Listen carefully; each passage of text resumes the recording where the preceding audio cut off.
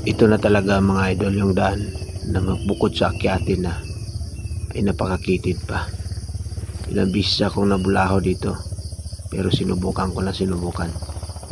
Dahil tanging mga motor na lang mga idol ang nakakadaan dito. Ako na lang ang mismong nangahas na pasukin to. Siyempre, para masubukan natin kung malakas talaga yung Rusi. So ayan mga boss, umangir na nga yung gulong natin sa likod. Itinry natin ulit. Ganun pa rin mga boss yung side wheel naman natin. Try ulit hanggang sa makaya mga idol. Dahil pag hindi natin ginagawa tayo hindi tayo makakauwi. So yun mga idol, yun pa rin talaga.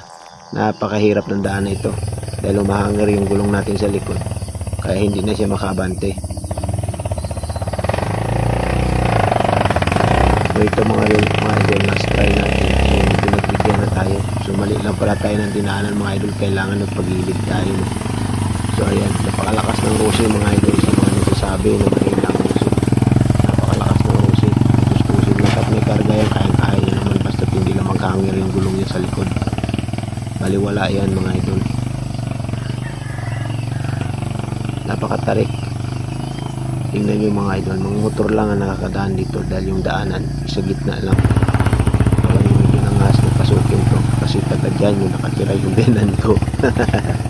So ayan mga boss, aakyat na tayo at malapit na tayo sa pinaka Pedi Road. So doon medyo maalwa na ang daan pero rough road pa rin naman.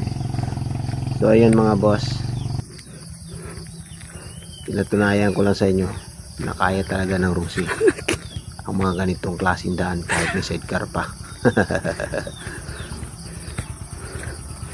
Pagod. Kaya naman eh. Kaya naman, sana sumasayad lang talaga mga boss. Huwag yung sabihin mahina ang Rusi. Kaya kaso lang sumasayad. So yun lang. Maraming salamat. Rusi lang sa kalam.